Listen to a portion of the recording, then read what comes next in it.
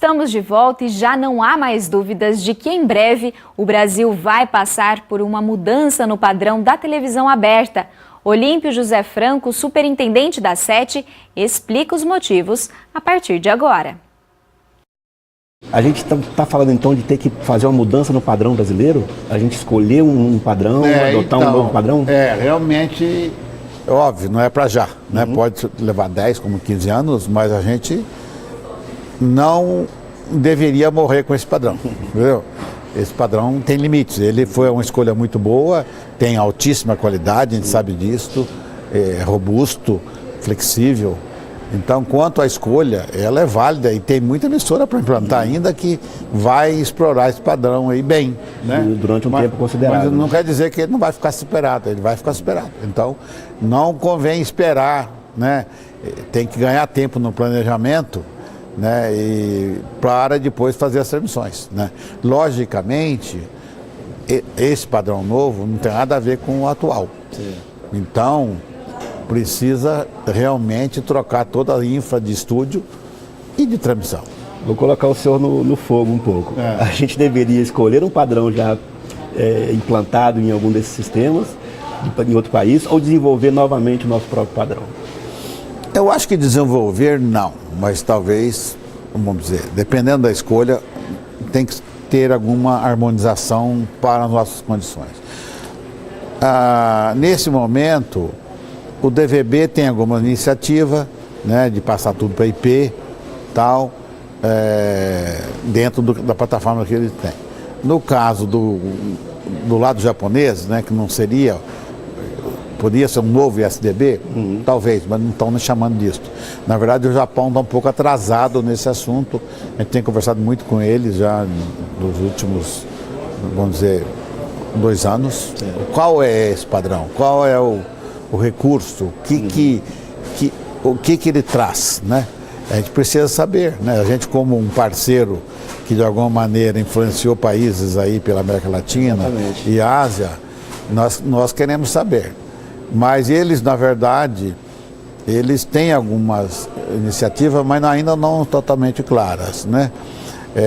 Aqui falaram um pouco. Eu estive no Japão em maio, mostraram algumas coisas, mas ainda não há nada assim,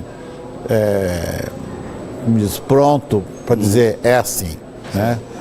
E, então isso eu acho que vai levar um certo tempo. Eles, ontem na apresentação do CTO da NHK, o senhor Shigono, está falando de transmissão em outro HD terrestre em 2018. Até então estava falando 2022, 2023. Eu acho que eles estão acelerando para ter alguma coisa no ar.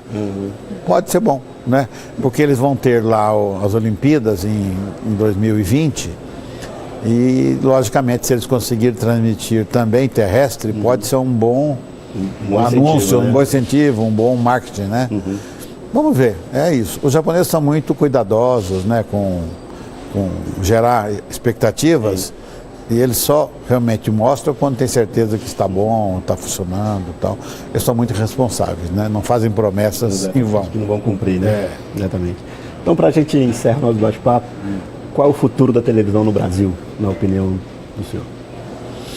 Olha, assim, a televisão no Brasil tem uma importância muito grande, como o rádio tem, de integração nacional, né, de levar notícias, né, entretenimento, né, comerciais, né, ela tem um poder muito grande de integração, né, e ela é bastante diversificada, né. Tem gente que acha que podia ser melhor, mas óbvio, cada canal, cada rede tem o seu estilo, né, e ela depende de audiência, né, então a audiência é função dos conteúdos que estão sendo transmitidos, né? Mas principalmente notícias, né? Hoje tem uma importância muito grande, né? O fato de ter liberdade de imprensa é um fator de chegar a informações diversas, né, do que está acontecendo, né? Sem restrições, né? Eu acho que isso é um ponto muito, muito bom, né? Além de levar entretenimento, levar esportes, né? Cultura, né? De qualidade. Qualidade. Então, acho que assim, a televisão tem futuro, como o rádio também continua tendo, né? Ele tem hoje, por sinal, tem 3 painéis sobre rádio que vai falar do rádio do futuro, rádio conectado, a migração aí da banda de ondas médias para FM, né? Então, a televisão, nesse ponto, é muito dinâmica no Brasil, né? Tem muita força. Né? Essa afirmação que muitos fazem, principalmente que estão ligados a empresas de tecnologia, que a televisão um dia vai acabar ou vai ser superada, isso não tem uma perspectiva nem em curto, nem em médio, eu acho que dirá a longo prazo. Acabar não, o que tem hoje, na verdade, é essa questão de múltiplas telas, né? Vamos dizer, as pessoas estão assistindo televisão na tela grande e estão olhando para o smartphone, para o pad, né? Porque estão acompanhando coisas em paralelo, né? Vamos dizer, a atenção é dividida, né? Mas não quer dizer que não está assistindo, né? Então, participa, mas está aproveitando o tempo também, né? E usando dos recursos que chegam, né? Ou são mensagens, são redes sociais, né? Ou pode ser uma consulta num site, né? Então hoje a diversificação é muito grande. Né? A adaptação sempre pode gerar um lado positivo, né? Ah, sim, é aprendizado, né? E sobrevive quem é capaz, né? Exatamente. Muito obrigado. Valeu, obrigado. Depois do intervalo, o professor Francisco Machado conversa com o Ivan Miranda, diretor de engenharia do Grupo Paranaense de Comunicação. Ele fala sobre o futuro da televisão aberta no Brasil. Fique com a gente, voltamos já já.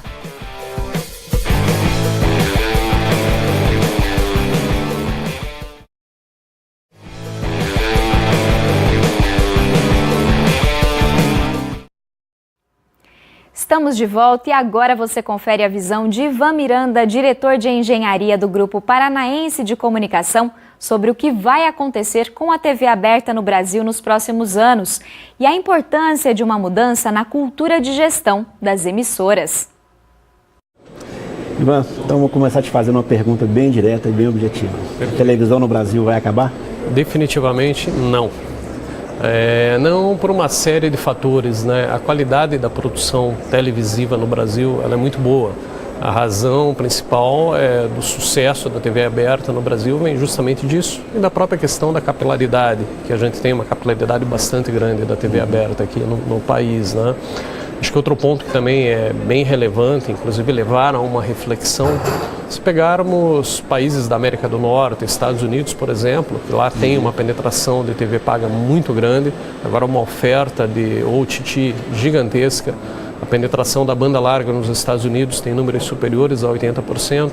Naquele ambiente, a gente vê a TV aberta crescendo em termos de audiência. Então você imagina isso contraposto aqui no Brasil, onde a penetração da banda larga não é significativa como é lá, e em contraposição nós temos uma lógica de operação muito eficiente da TV aberta aqui no Brasil, olhando as grandes redes, a qualidade do produto que é disponibilizado. E sem esquecer que, obviamente, a TV aberta ela cumpre um papel de comunicação de massa, um elo social para o relacionamento da sociedade como um todo. Então, é muito engraçado a gente ouvir esses apocalipses, né? Dizendo que a televisão vai acabar. E qual que é essa característica do nosso mercado em relação aos demais mercados internacionais? A gente está falando um pouco dessa questão do mercado, de penetração de banda larga, mas também a população, a relação que o público tem com a televisão é diferente do Brasil e em outros países, não é? É muito diferente, é uma relação cultural muito forte, que aquilo vem passando de gerações para gerações. O pessoal olha, agora fala os millennials, que basicamente tem um relacionamento muito estreito com o celular. Isso é verdade, naturalmente, é uma decorrência de mudança de comportamento da população em função de existir uma mobilidade bastante grande. Mas a questão é, uma coisa é você ter hoje 17 anos, no futuro você ter 20, 25. Esse comportamento vai mudar? Provavelmente sim. A gente teria como destacar uma qualidade nossa da televisão, do que a nossa televisão faz de melhor em relação a outros países, que provoca o engajamento da audiência? Eu acho que a TV aberta aqui no Brasil, o trabalho que é feito, eles têm uma percepção muito clara do que realmente é relevante e desperta a atenção da população. Então acho que esse é um ponto bastante importante. Outra coisa que eu vejo que é um sucesso muito grande para a TV aberta, a lógica de operação que nós temos, de ter esse processo de afiliação que permite o rateio de um custo de produção de alta qualidade no país. Facilite muito a vida do afiliado lá na ponta da linha. Uma coisa é você produzir algo em escala Brasil e outra é você produzir algo em alto padrão de qualidade com uma escala local. Então esse relacionamento de afiliados, ele até ele tem um lado mais positivo também em relação a essa transformação toda de padrão. Isso não força ao radiodifusor local uma adaptação tão imediata assim, Exatamente. né? Nós estamos aí no meio processo de desligamento analógico e já estamos sendo desafiados a pensar em outra definição. Exatamente. E isso é uma coisa que vai fazer parte, né? Eu acho que uma coisa que é muito importante também quando a gente olha para a questão da TV aberta, não pensar única e exclusivamente na plataforma. No meio TV, como nós temos hoje, o que a gente tem que pensar basicamente é que nós produzimos conteúdo voltado à comunicação de massa. A forma como a gente chega através do nosso telespectador hoje, nós chegamos pela TV aberta, nós chegamos pela TV paga, nós chegamos pelo streaming, nós temos vários caminhos de estar acessando basicamente esse nosso público. Então, ou seja, também tem o outro lado da gente conseguir utilizar essa tecnologia a nosso favor. Então acho que isso é uma coisa muito importante. Você ter aquela visão de uma tecnologia substituindo a outra, isso é equivocado, ela tem que ser complementar. Porque tem um equívoco quando a gente fala em tecnologia e fala em plataforma, quando você olha exclusivamente para a tecnologia em si. Nós estamos colocando a tecnologia à disposição do ser humano. Você tem um limite de capacidade de absorção de informação ao longo do teu dia. Na parte da manhã, na parte da tarde, você está disposto em cima do teu smartphone, do teu tablet, você está interagindo. Pode ser que à noite você já está cansado e você quer ter uma relação passional, basicamente com o teu dispositivo de entretenimento, televisor, enfim. Então, ou seja, a gente também tem que olhar toda essa questão do comportamento humano por trás de todo esse processo. A gente poderia talvez enumerar como o principal desafio da TV no Brasil essa mudança de comportamento, e não a questão só da tecnologia, mas a mudança de comportamento dessa nova geração. Exatamente, exatamente. Mas você acredita que depois, quando essa geração se torna adulto, pais de família, ele tende a voltar a um comportamento mais tradicional, ou que viram nos pais? Tende a ter uma mudança de comportamento. Seria muito triste se isso não acontecesse. Você, quando é jovem, você tem um acesso muito forte a redes sociais, a troca de conteúdo. E tempo para isso, né? Amigos têm tempo para isso. À medida que você avança e amadurece, uma das coisas que naturalmente você começa a buscar é não só a qualidade da informação, mas a credibilidade que tem por trás da informação. Um dos grandes trabalhos de comunicação de massa, como TV aberta, digamos assim, que nós temos é a própria questão do jornalismo em si. E a credibilidade, via de regra, do nosso jornalismo é muito alta. Então é muito diferente do que você ter uma informação que circula pelas redes sociais. A gente viu o impacto do fake news que representou nos Estados Unidos nas últimas eleições. Então a tendência é cada vez mais o jornalismo estar ocupando esse espaço que sempre foi dele, na verdade, mas num formato, num viés de apresentação, de interação diferente, cada vez mais ao vivo, cada vez mais ativo. Porque também tem aquele outro lado, né? Nós temos na TV aberta, obviamente, os espaços de telejornais. Aquele mesmo conteúdo que a gente leva na TV aberta, a gente leva para outras plataformas que eventualmente você pode acessar antes do que o horário do telejornal. Mas a forma é que tipo de narrativa você pode levar para dentro do horário específico do telejornal na TV aberta. Então toda essa criatividade, essa forma diferente de abordagem é que leva a esse encantamento, esse relacionamento mais pessoal com o nosso telespectador. Leva a uma reflexão mais profunda. A televisão no Brasil sempre teve uma ênfase muito forte também na distribuição desse conteúdo. Sim. Ela produz um conteúdo de qualidade, mas também uma força dela a distribuição. Você acha que no futuro ela pode fazer mais parceria da distribuição e focar realmente mais no conteúdo? Eu acho que isso vai acontecer naturalmente. Pelo seguinte, cada vez mais o público, o telespectador quer estar participando, de certa forma, da nossa grade de programação. Então, nós hoje temos utilizados agora, dando um depoimento mais com a RPC, né? Disponibilizado recursos para que o nosso telespectador nos dê feedback a respeito da nossa grade, opine nos horários de programas basicamente locais que nós temos, nos nossos telejornais, isso de uma maneira mais dinâmica, né? Eu vejo que você ter esse alcance, ter essa visão de produção de conteúdo para multiplataforma é obrigatório, mas eu vejo esse crescimento da multiplataforma, de outras formas de acesso ao nosso conteúdo, ele crescendo de forma complementar e não substitutiva. Por que basicamente isso? Quando a gente olha para uma realidade Paraná, por exemplo, hoje, nós temos uma penetração de banda larga muito grande em todo o estado. Nós temos uma penetração da TV paga gigantesca no estado, em termos de oferta, digamos assim.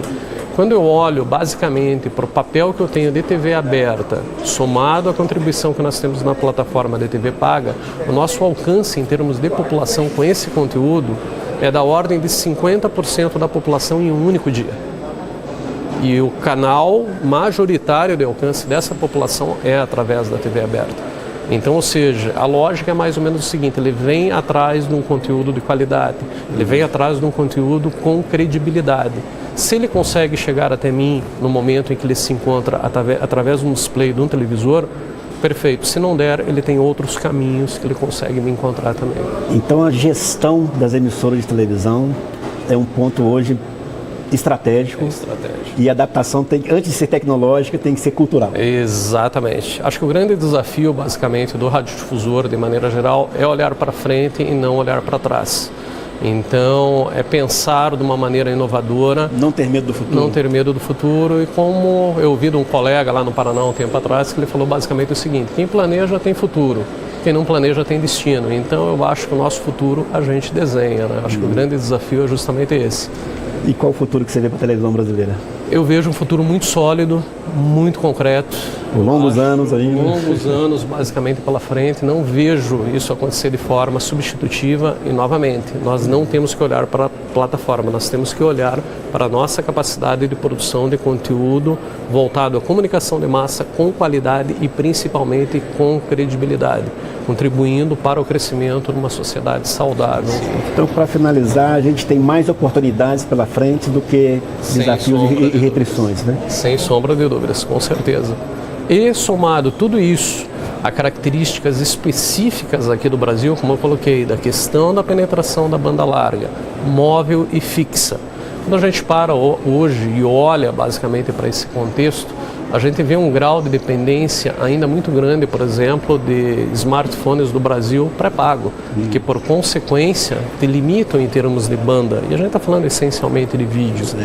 Então, quando a gente olha e pergunta, poxa, mas por que essa expansão, essa penetração, ela é tão baixa aqui no Brasil no primeiro momento? Sendo que, se for olhar em termos de espectro disponível para esse tipo de serviço, o Brasil na América Latina talvez seja o país que mais tem disponibilidade de espectro.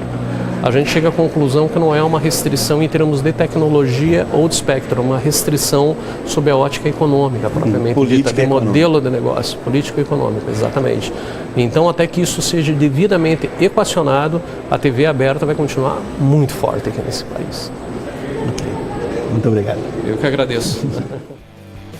Chegamos ao fim de mais uma edição. Para rever este programa ou as edições anteriores, acesse o nosso site ou perfil da TV Unesp nas redes sociais. Tchau!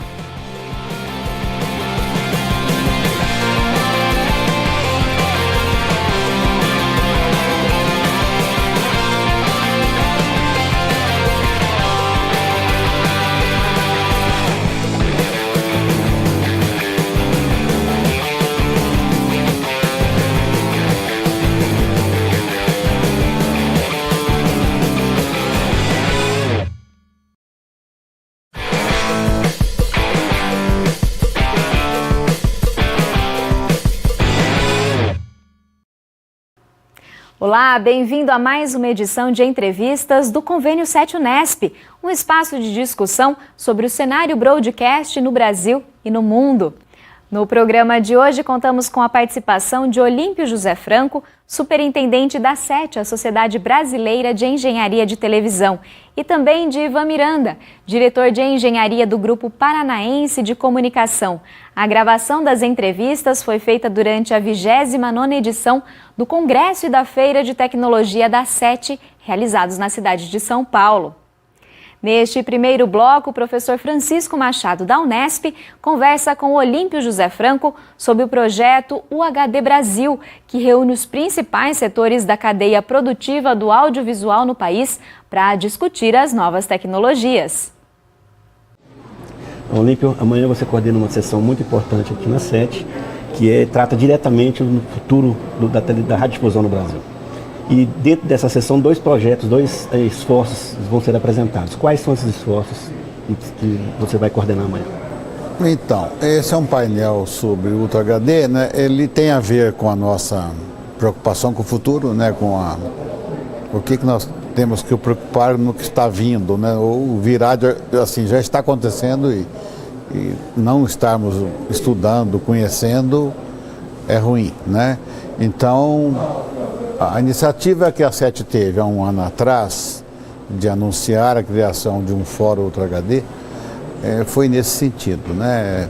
Realmente a gente precisa se mexer e pensar no Ultra HD que já está chegando de alguma forma, não pelo ar ou nas programações, né, das line-up de TV por assinatura, mas está chegando por OTT, né? Netflix ou outras plataformas de OTT. Então, a preocupação foi esta. Nós, neste ano, né, nós fizemos ações para envolver mais associações de diversas mídias, né, de TV por assinatura, e a indústria como um todo, né, no caso estou falando de Eletros, né, e a Bini, né, e também a BTA, que tem a ver com TV por assinatura, a Brave, que tem a ver com produtoras, né, de conteúdos, e logicamente a Bert, a Bratel e até o próprio Fórum STBD, que estava um pouco hesitante, mas acho que vai participar. É óbvio que todos são bem-vindos. A ideia é juntar forças, né?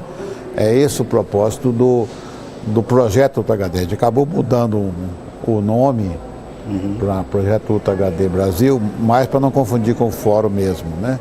Mas nós já criamos um grupo de trabalho, isso já está funcionando. Agora, não é um grupo da SET, a SET é só a alavancadora disto, e a gente tem um trabalho hoje da secretaria, de organização. Mas é uma iniciativa para todos ganharem com isso e pensarem no futuro. Está tendo uma preocupação mais forte da indústria nesse momento do UHD, nessa padronização de plataformas, de equipamentos, de compressão, mais do que foi na época do HD, da implantação? Porque a gente vê aqui nos esforços das empresas que apresentam essa tentativa de harmonizar até para diminuir custos. Isso está acontecendo? Sim, está acontecendo. Agora, realmente a diversidade é muito maior, né? A complexidade hoje é muito maior. Então, assim, precisa ter preocupação, sim, né? E precisa entender. Mas não, óbvio que não é tão fácil, né? Assim, não precisa realmente de envolvimento e entender como é que é esse mecanismo de conciliação, de harmonização. E isso é trabalho, né? Mas e para o radiodifusor, né, do interior, até no nosso caso em Bauru mesmo, a gente ainda vai passar pelo apagão, né, pelo desligamento do sinal analógico. O radiodifusor tem que ficar apreensivo, com medo dessa nova mudança, em questão de custos, dessa adaptação que ele tem que fazer? Não, eu acho assim, o que nós estamos enxergando, assim, a questão indo para o lado do conteúdo. Produção de conteúdo já existe, tem iniciativa na Globo, Globosat, tem filmes aí, ou produtoras produzindo em 4K, né? Que é um estágio do outro HD, né? O 8K está mais distante. Mas, de qualquer maneira, isso vai. Agora, a questão terrestre, a TV terrestre do futuro é que é o ponto-chave. Porque precisa de espectro. Sem espectro não tem como fazer. Isto é, nós temos que preparar para o futuro. Para o futuro, o que é? Ter espaço e canais para transmitir nessa plataforma. Mesmo que seja daqui a 10 anos. Mas esse trabalho tem que começar. Então, isto é que nós estamos... Há uma iniciativa da BERT, junto com a Bratel, e da defesa do espectro para a continuidade do serviço. Entendeu? Então, isso é vital. Em relação ao interior, como mesmo nas capitais, a dificuldade é a mesma. Se não tiver espectro, vão ficar só dependendo de TV por assinatura, cabo, satélite, IP, né, OTT, e não das transmissões terrestres. Então, esse é o ponto principal. O senhor tem acompanhado os mercados internacionais nesse desenvolvimento dessa plataforma de definição. A gente pode fazer um comparativo com o Brasil? A nossa televisão é diferente do que está acontecendo na Coreia, por exemplo, ou nos Estados Unidos, que vem implantando agora o ATSC 3.0? Quais são o que nos diferencia desses mercados? Eu acho que o mercado em si, não são tão diferentes. Eu acho que a iniciativa deles, né, de ter, no caso americano primeiro, com o ATSC 3.0, é óbvio, o padrão que eles tinham, que o ATSC 1.0, era muito limitado desde os testes que nós fizemos praticamente 20 anos atrás. Ele praticamente era só para fixo e mesmo assim, recepção fixa, ainda com limitações, né? Ele tinha fragilidades, né? Isso continuou, a gente sabia pelos testes. Móvel, então, nem se fala, dados também, praticamente não estão. Então, vamos dizer, a vontade, e acabou resultando no ATSC 3.0, foi de ter um padrão mais avançado possível, já que tinha que trocar, e que ele, nesse ponto, ele teve um ganho, né, de features, né, de recursos, que até onde a gente está sabendo hoje, não tem nenhum padrão no mundo que tem o que o ATSC 3.0 tem. Que ele tem múltiplas camadas e que ele interage com redes de telecom, interage com IP, e ele consegue medir audiência e assim por diante, né? Então ele é muito poderoso, né? Então, no caso americano, eles precisavam de um padrão para justificar até a ocupação do espectro. Então esse é o esforço que eles fizeram, estão fazendo, vão implantar para ter transmissão terrestre de qualidade, né, e moderna. Então, esse é o espírito de lá. No caso da Coreia, eles também têm uma ligação com os americanos, tem as indústrias, né, no caso aí, Samsung e LG, que são bastante interessadas também nesse tema, por causa das telas, né, de produtos, não só smartphone, computadores e televisores. E a Coreia sempre tem atitudes, né, de avanço, né? Então eles fizeram um teste, estão começando. E já estão transmitindo pelo ar, né? Estão transmitindo. Então isso realmente vai acontecer, é um bom exemplo, né? Nós vamos agora para um intervalo rápido e a seguir Olímpio José Franco fala sobre a necessidade de mudança do padrão da televisão aberta no Brasil. Fique ligado que nós voltamos em instantes.